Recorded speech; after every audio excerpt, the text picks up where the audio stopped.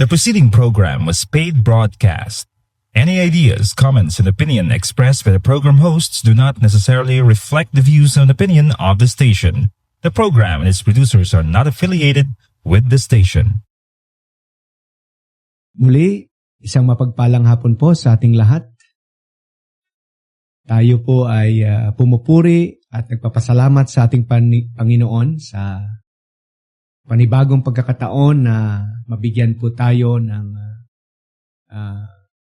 isang araw na makapag-share po ng salita niya.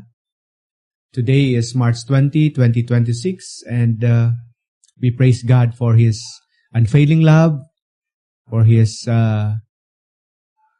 mercy, for His grace. And also we would like to praise God for His Word na nagbibigay po sa atin ng Kanyang mga pangako at katotohanan. And we praise God na patuloy siyang nangungusap sa ating lahat. Sa hapong ito pong inyong lingkod, Pastor Gideon Nanette ng Boracay Grace Christian Fellowship. And welcome po ang lahat sa ating program, The Life Way. Ang ating panalangin na sana lahat po tayo ay palakasin ng Panginoon, patatagin ng Panginoon, at magkaroon po tayo ng pagkikilala na magbibigay po ito ng pananampalataya. Ng pananampalataya po natin sa ating Panginoong Hesukristo ay magdadala po at magdudulot po ng kaligtasan. Sa ating mga kaibigan dito sa isla ng Boracay, maging sa ating mga kaibigan dyan sa mainland, sa ating mga kabarangay, magandang hapon po sa inyo at maging sa mga lugar na maabot po ng ating radio station, Radyo Boracay 106.1 FM at sa ating live, Boracay Malay streaming at sa ating Facebook live. Magandang araw po, magandang hapon po sa inyong lahat. At we praise God na nabibigyan po tayo ng pagkakataon at maging ang blessing na nagkakaroon po tayo ng technology to communicate, to connect. At isa din yan sa mga patutuo ng Panginoon na hindi niya tayo napapabayaan. Na sa anumang sitwasyon, may mga pangungusap ang Panginoon, may mga paalala ang Panginoon. May mga nagagamit siya na matuklasan po natin ang kabaitan, ang kabutihan ng Diyos sa ating mga buhay. And yes, sa ating mga kababayan nasa ibang lugar, sa ibang bansa, nakukonect po natin at naririnig po tayo sa ating mga online apps at napapakinggan po tayo or napapanood sa internet radio, sa MyTuner, What's Your Radio, nandyan po tayo. And then sa Radio Philippines, nandyan po ang Radio Boracay, and also sa Instant Radio, at maging sa live online radio. At sa mga kakilala po natin at mga kaibigan na gustong makakonect sa ating Radio Boracay, they can download ang mga apps na yan sa Play Store at ma-install at makapag-join sa ating radio station, Radio Boracay 106.1 FM. At yes, nasa YouTube din tayo, nasa Facebook. And yes, kung ano na lang ang maging kaparaanan na lahat po tayo ay makapag-connect sa ating mga relasyon, sa ating mga mahal sa buhay, sa ating komunidad, and even sa atin na mga nagbibigay ng mensahe na nagmula sa salita ng Panginoon. And ang ating dalangin na makita po natin ang ginagawa ng Diyos sa ating mga buhay. Ano yung mga kalooban niya, ano ang mga tinuturo niya sa atin. Maging sa ating pamilya, no? Maging sa ating pinagtatrabahuan, maging sa ating komunidad, sa ating bansa, no? At sa buong mundo. Kasi kung titingnan po natin, may ginagawa ang Diyos, no? May mensahe siya, may pinapagawa siya sa atin, may mga pangako siya dati na ngayon ay tinutupad niya na. And this afternoon, it's a blessing, no, na tayo po ay makapagpatuloy. And muli, no, magandang araw, magandang hapon, habang nagtatambay, habang nagkakape, habang may ginagawa po kayo at naka-tune in po kayo sa ating radio station or sa ating online. Maging isang pagpapala po, no, ang ating usapin sa hapong ito. And to start, no, with manalangin muna tayo. Let us pray. Father, once again, we would like to thank you and praise you for this wonderful time na sa hapong ito, aming mabalikan ang inyong mga salita na nagtuturo sa amin patungkol sa inyo at kung paano po namin kilala ang aming Panginoong Hesus, paano po namin magawa ang inyong kalooban, at paano po namin tanggapin ang inyong mga pangako. And we believe, Lord, na sa panahong ito, nangangailangan po kami ng inyong pagbabantay, pag-aalaga, maging sa aming mga pangailangan at maging sa sitwasyon ng aming mundo. Father, we ask for your blessing sa aming mga listeners, sa bawat families, sa bawat individual, Lord, na nangangailangan ng karunungan sa kanilang buhay, nangangailangan ng kagalingan sa kanilang physical condition. We ask also, Lord, for your blessing na magkaroon, Panginoon, ng fulfillment sa buhay na ito na nakakonect at kumukonekta sa inyo, Panginoon. Dahil without you and apart from you, we can do nothing in this world. Father, today, we're committing to you our time. May you bless our time as we ponder upon your word. We ask for your guidance. We ask for your wisdom and enlightenment, Father. Lord, today, purihin ka sa aming mga buhay. This we pray, Lord, in Jesus' name. Amen. So, sa hapong ito, no, ating tatalakayin ang pinakamahalagang topiko na itinuro ng Biblia na magbibigay din sa atin ng kagandahan, no, sa ating buhay, because the Lord Jesus Christ, no, is the good news, no, na ipinakilala sa atin ng mga unang nakakita, nakaranas, nakarinig. And nga sabi nga ni Pablo, no, that there is a good news, no, na magliligtas, na nagbibigay ng kaligtasan. So ang topic natin sa hapong ito is the good news that saves. Kung ating titingnan sa nangyayari ngayon, parang nasasapawan, no, ang mga magagandang balita ng mga negatibong balita. Una dyan ang gyera, no, sa Middle East. At dahil sa gyera, no, maraming mga namamatay, maraming nasasaktan, maraming naapektuhan. At isa na doon ang pagtaas ng krudo, gasolina, ang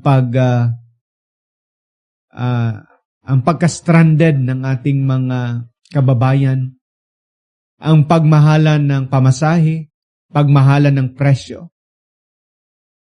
Na yes,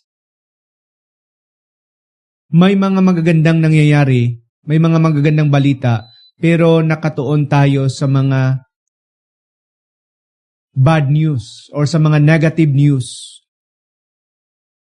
And kung titingnan po natin, mayroong good news na kahit anong bad news na mangyayari at nakikitaan or nababalitaan po natin, ito po ay hindi matatabunan. Hindi po mawawala. It is because the good news ay nanggagaling sa ating Diyos. At ang good news na tutulungan tayo, ililigtas po tayo, at magkaroon po tayo ng panibagong buhay. Panibagong pananaw.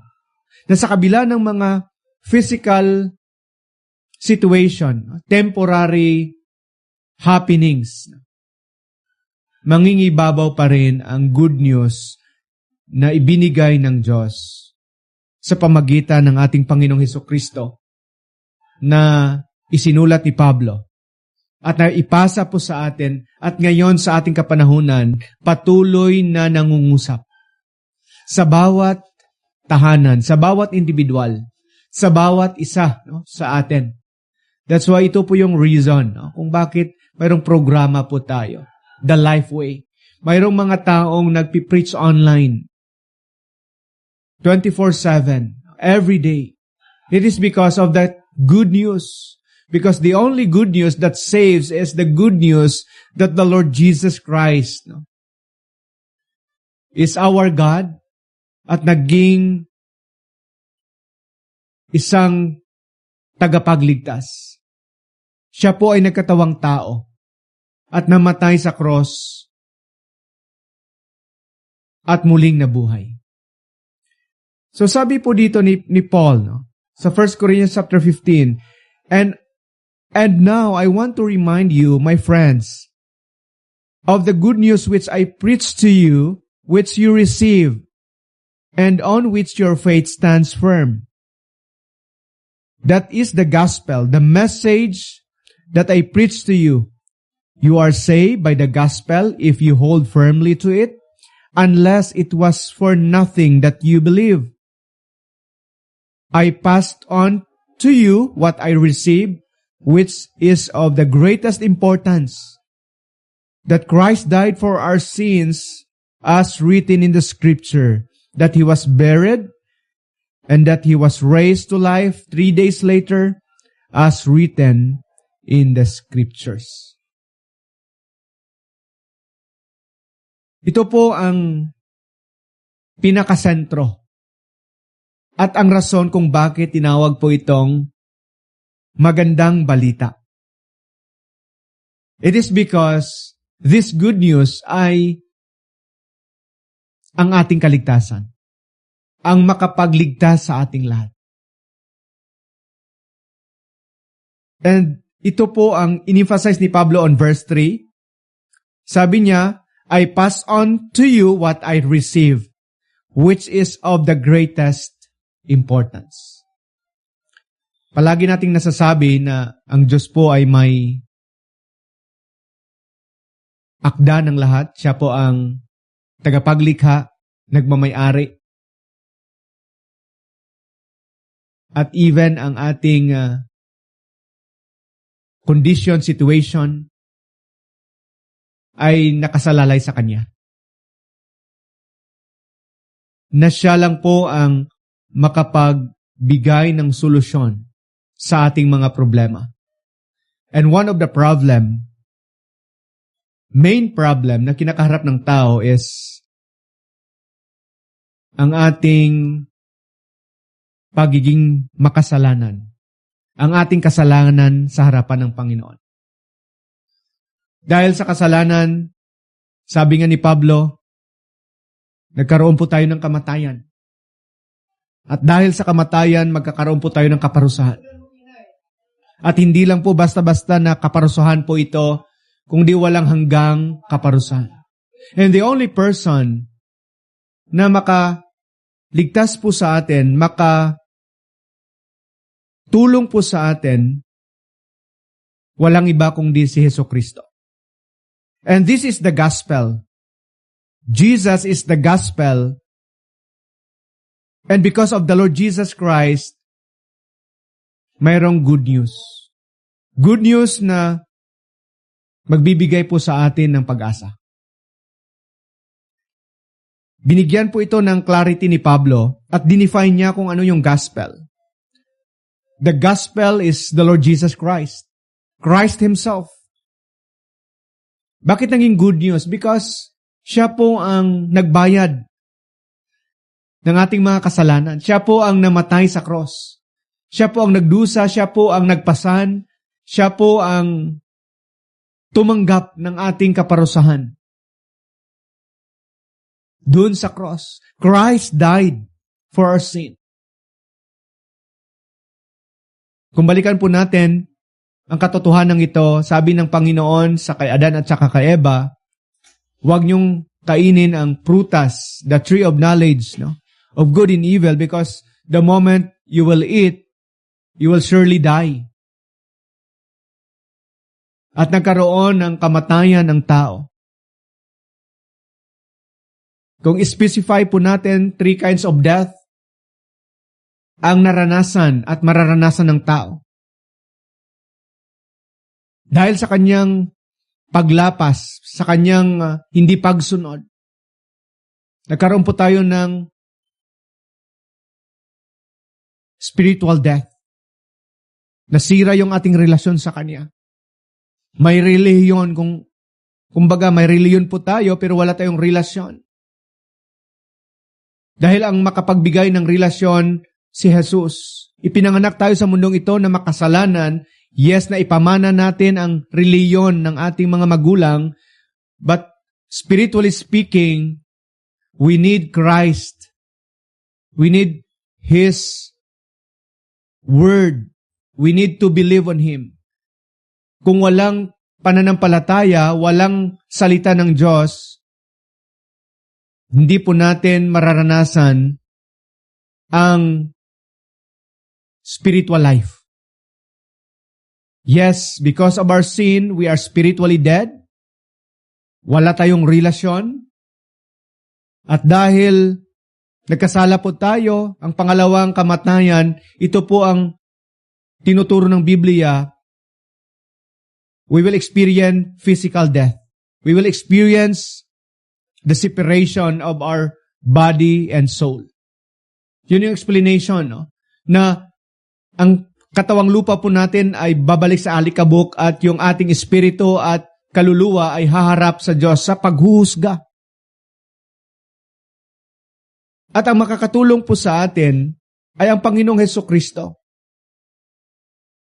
And kung hindi po tayo nabibiyayaan, hindi po natin natanggap ang regalo ng Diyos na buhay na walang hanggan, mamamatay tayo physically, namatay na tayo spiritually, at gigising na lang tayo balang araw sa dagat-dagatang apoy. Yun ang kaparusahan. At yun yung second death, yun yung eternal death. Eternal separation from God. That's why this is the good news, because of Christ's death on the cross, binayaran niya ang ating kasalanan. Hindi lang po ito kwento, hindi lang po ito isang celebration, hindi lang po ito isang commemoration, kasi next week, first week of April, mag-Holy Week na, at gugunitain naman natin ang ginawa ng Panginoon. Pero hindi lang siya isang ritual, hindi lang siya isang yearly commemoration, but it is a reality na sa bawat buhay na nabubuhay sa mundong ito, pumunta ang Panginoong Hesus para bayaran ang ating mga kasalanan. Christ died for our sins. Lahat ng kasalanan, maliit or malaki. Mula nung pagkabata po tayo hanggang sa pagtanda po tayo, ay pasan-pasan ng ating Panginoong Hesukristo. And He died on the cross for your sin and for my sin. In-emphasize po dito ni Pablo ng kamatayan ni Kristo ay hindi dahil sa kanyang kasalanan. Kung di pinasan niya ang ating kasalanan, inako niya ang ating kasalanan. So this is the good news that saves everyone. Because Christ died for our sin, for the wages of sin is death, and He was buried, and He rose again. There is victory. There is success. There is completion sa buhay natin because Christ died and He was resurrected on the third day. napakahalaga po ng resurrection ng ating Panginoong Hesukristo. Kasi kung hindi siya namatay, hindi siya masabi na siya po ay totoong tagapagligtas. Hindi po siya masabi na siya po ay tunay na Diyos. Hindi po siya matawag na legit. But Christ rose from the dead. And this is good news. Why? Because ang kasalanan na bayaran, ang kaaway ng Diyos na si Satanas ay nahusgahan na at nagkaroon na ng katagumpayan ang lahat. Nagkaroon na ng saysay ang lahat. Why? Because ang ating panalangin ay masasagot, ang ating pananampalataya ay matatanggap, ang ating pinaniwalaan na langit at walang hanggan na buhay ay totoo. Because Christ rose from the dead. And this is good news. Yes, we are living day by day. We are living on the physical realm. But God has promised us that yes, physically, nabubuhay po tayo at ito po ay temporary lang. There is a spiritual life and this is permanent, that if we will believe on the Lord,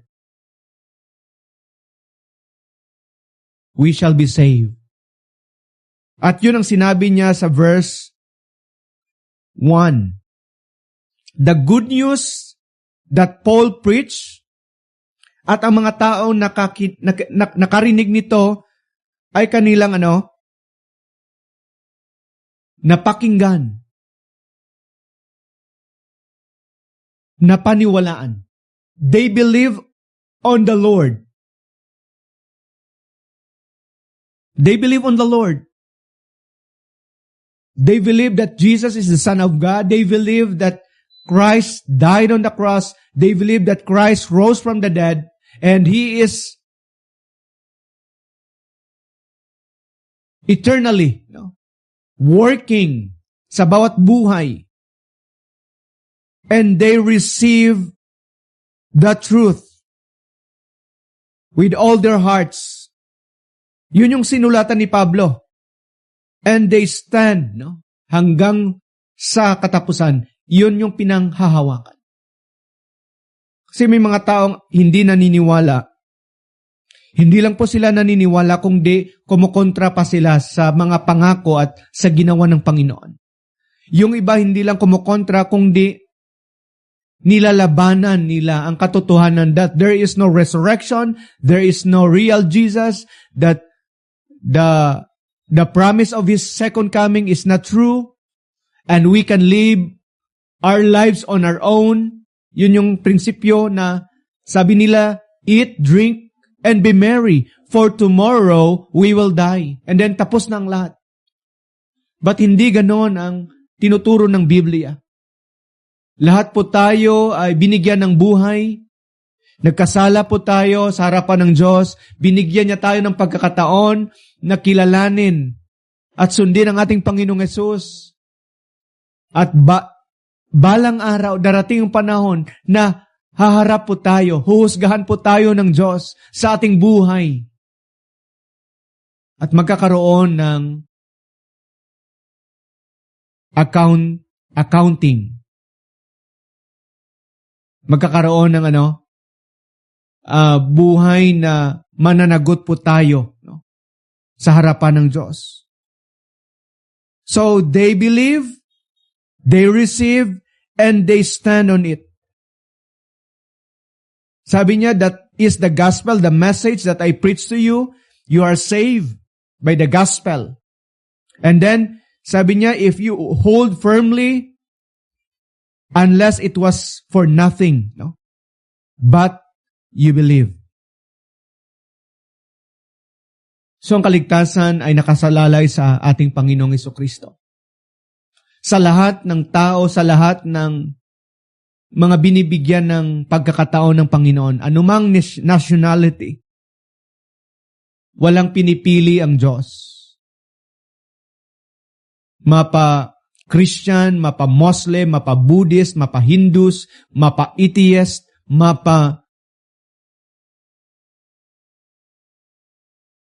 kumbaga, wala ka mang reliyon, lahat po tayo ay minahal ng Diyos. At gusto niya tayong kumilala. Gusto niya tayong lalapit. Gusto niya tayong tatanggap sa kaisa-isang anak ng Diyos. At walang iba kundi si Jesucristo. Because no one comes unto the Father except through Jesus Christ. There is only one way to be saved. There is only one way to heaven. And this is the Lord Jesus Christ, the Son of God. He is the second person na ipinakilala ng Diyos Ama sa atin. Minsan na misinterpret po natin na isang nasyon lang, no? Akala natin na ang Israel lang ang maliligtas because naitawag po sila sa Bible na chosen nation, chosen people. Pinili lang po sila para gamitin sila na ipaliwanag, ihatid, ipakita ang Diyos ng Biblia. At kailangan din nilang sumampalataya kay Jesucristo. Kung hindi po sila sasampalataya sa Panginoong Jesucristo, hindi po sila maliligtas. Because Jews or Gentiles ay pare-parehong binigyan ng pagkakataon na masilayan, makilala, makita ang kagandahang loob ng Diyos na sa pamagitan ng ating Panginoong Hesukristo, matanggap po natin ang kaligtasan ng Diyos. Minsan akala natin na sa pamagitan ng reliyon na may ilan lang na reliyon na kinikilingan ang Diyos, pero wala. Ano man ang religion po natin, and if we base our salvation on our religion, hindi po yan ang makakaligtas. Relasyon po sa Panginoon. At paano po makaranas, paano po maangkin, paano po magkaroon tayo ng relasyon sa Diyos? Sa pamagitan ng pagkilala sa ating Panginoong Hesukristo. Paano natin siya makikilala? Naisulat po sa Matthew, Mark, Luke, and John kung sino ang Panginoong Hesukristo. Naisulat po nila Peter, Paul, at iba pang writers from the book of Acts kung ano ang teaching, ano po yung will ng Panginoong Hesukristo. At dun tayo magbe-base sa ating relasyon. Yes, nakakatulong yung ating reliyon para ma-identify po tayo. Pero when it comes to spiritual matters, when it comes to spiritual knowledge, spiritual encounter, we need the Word of God. We need the Bible. We need to read. We need to study. We need to listen on the Word. Because the Word of Christ teaches us that Jesus is our Master. Jesus is our Lord. And we are His disciple. Hindi po relihiyon ang basihan. Yes, may time na akala natin sa pamagitan ng ating gawa, sa pamagitan ng ating effort, sa pamagitan ng ating performance. Or maybe na pag-isip-isip po natin na sa pamagitan ng ating church rules and regulations, church activities, nakakatulong yon sa atin. When it comes to our engagement, fellowship, when it comes to ating social gathering, but when it comes to our spiritual life, spiritual direction, spiritual fulfillment, spiritual guidance, there is only one person who could help us. And as a group, we need to connect. We need to be centered on Christ. Yes, hindi po masama na nagtitipon po tayo. Pero ang tanong, ano yung pinakamotibo, sino yung reason, ano yung foundation, bakit tayo nagtitipon? Sino yung mahalaga po dito? Sino yung sikat? Hindi po yung ating grupo, yung ating reliyon, kundi yung Diyos, yung ating Master na si Jesus, na siya po ay nagkatawang tao, namatay sa krus, muling nabuhay, and He is the one na ating pong sinusunod.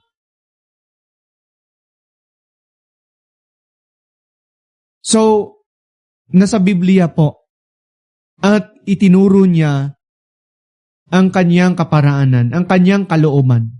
Itinuro niya ang kanyang mga pinapagawa po sa atin. So the gospel,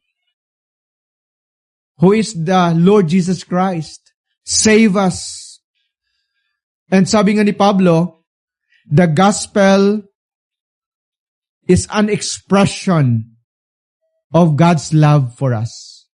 Jesus is the expression of God the Father, that He loves us so much.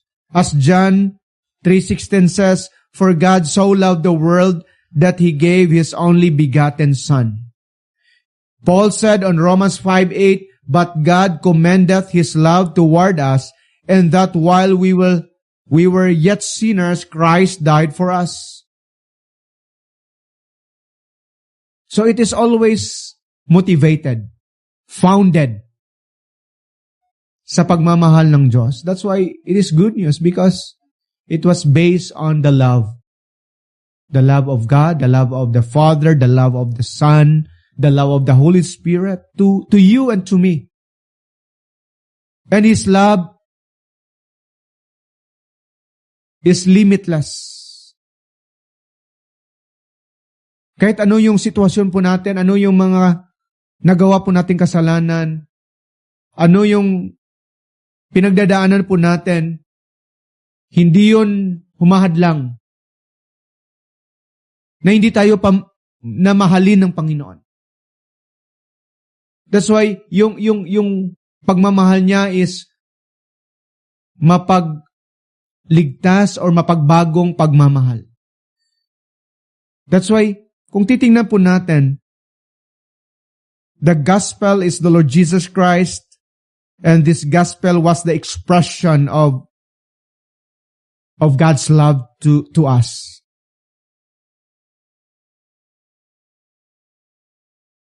It's limitless. It's beyond. Kasi kung titingnan po natin from being a sinner, dahil sa kanyang pagmamahal, gawin niya tayong maging saint, from sinner to saint. From sinner to become His son or daughter. At binigyan po tayo ng pagkakataon na masilayan, makilala, madatnan, makamtan ang kaluwalhatian ng Panginoon.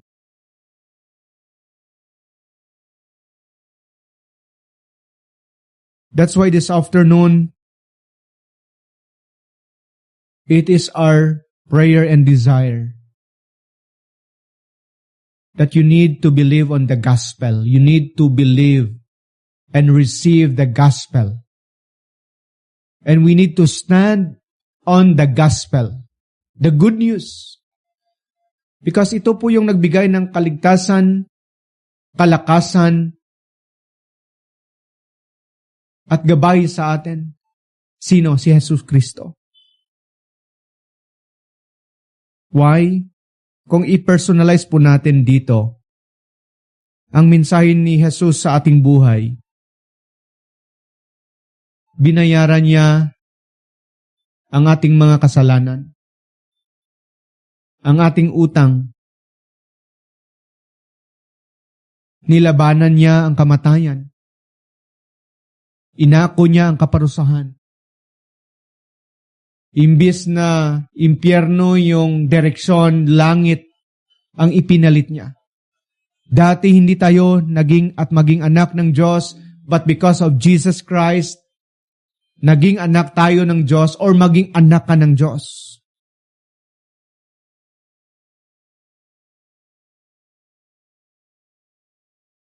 Sabi niya sa Romans 5 verse 12, "Wherefore as by one man sin entered the world, and death by sin, and so death passed upon all men, for that all have sinned.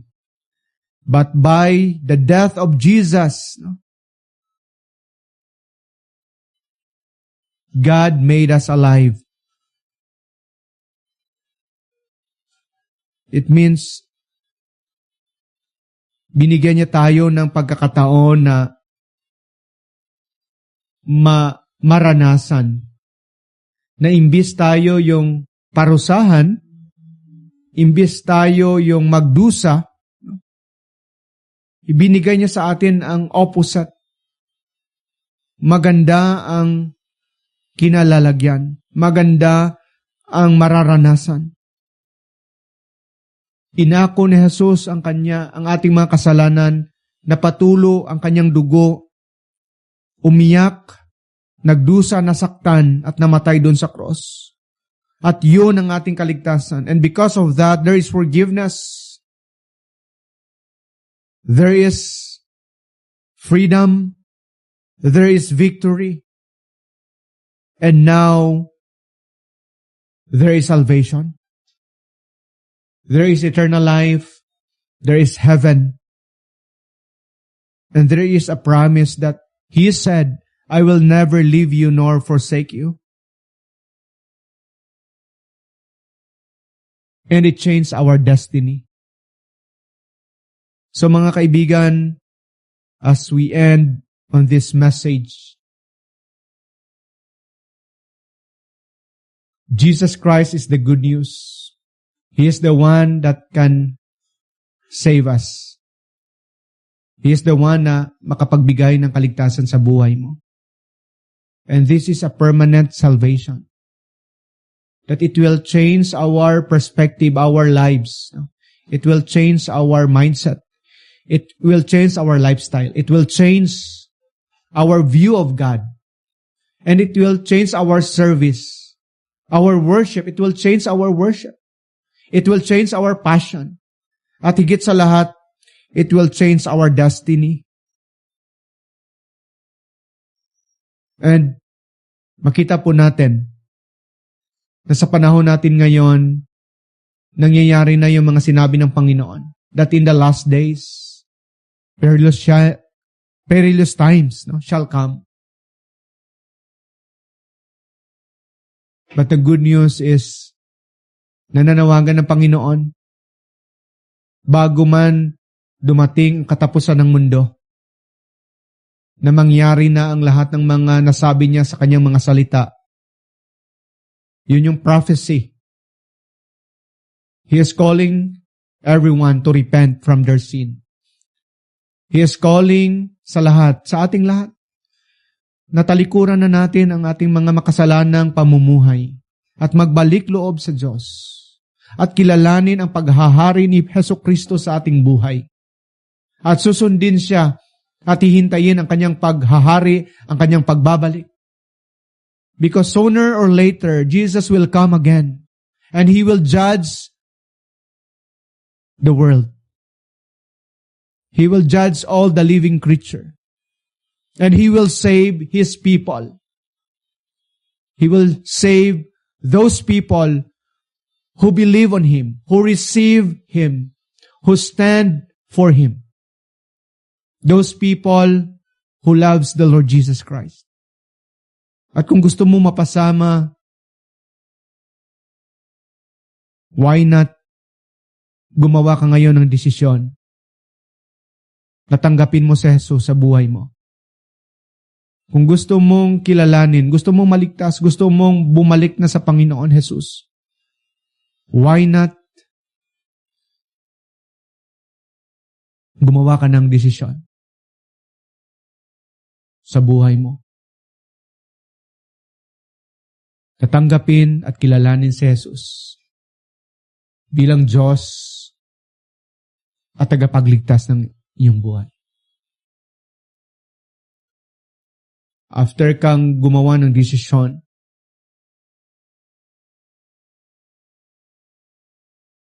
gawin po natin ang pinapagawa niya po sa atin. To live a life na nag-a-align sa kanyang kagustuhan. At paano natin malaman yon? Tinuturo din ng Biblia. Hindi po reliyon kundi relasyon ang makakaligtas po sa atin. Ang makapagbigay po sa atin ng direksyon. Relasyon sa ating Panginoong Hesus. So the good news that saves is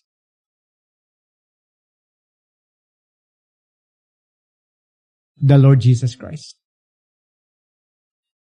We need to believe, we need to receive, and we need to stand on it until the end. So muli, magandang hapon po sa ating lahat. Purihin ang Diyos. At bago tayo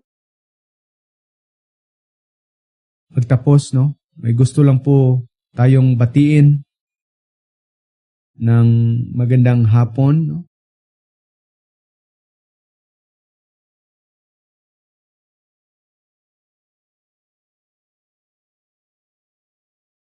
Sa ating mga kaibigan dyan, no, sa Guimaras, magandang hapon po sa inyo. At sa mga nag-celebrate ng kanilang mga birthday, no?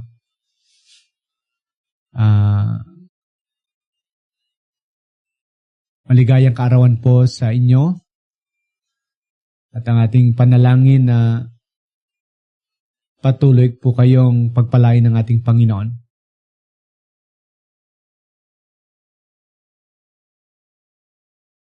Sa ating kaibigan dyan, si Rogen, no? Good afternoon po and magandang hapon sa inyo at sa buong family, no, this afternoon. So yes, no, we praise God for this afternoon. Tayo po ay manalangin. Father, once again, we thank you for your love, for your faithfulness, for your mercy and grace that you allow us to see the beauty of the gospel, the beauty of Christ, that He died on the cross, He rose from the dead, and He promised, Lord, eternal life, salvation. He promised transformation. He promised freedom to all who will believe on Him. And I pray, Lord, na pagpalain niyo po ang bawat isa, bawat tagapagpakinig, that we will believe and we will experience the power of the gospel. And Lord, may you bless all the listeners with their families. We ask for your favor upon their lives. Also, Lord, we ask for your favor upon this radio station, Radio Boracay, the ownership, the management, and we pray for your favor upon their lives. Also, Father, we would like to pray for our country, for our community, and sa mga nangyayari sa aming kapanahunan, Lord, na ikaw po ang pumagitna sa nangyayaring gulo. Ikaw po ang tumulong at mag-bless ng aming mga pangailangan. And may you lead and help our leaders to lead us, Lord. At higit sa lahat, we pray for the salvation ng lahat ng tao, Panginoon. Help them na mabigyan ng mensahe ng kaligtasan na nagmula sa Panginoong Hesukristo. And Father, help them to believe on you. Help them to understand that you are coming soon, that Jesus is the only way para maligtas. And Lord, today, this afternoon, we ask for your blessing sa aming lahat. This we pray, Lord, in Jesus' name. Amen.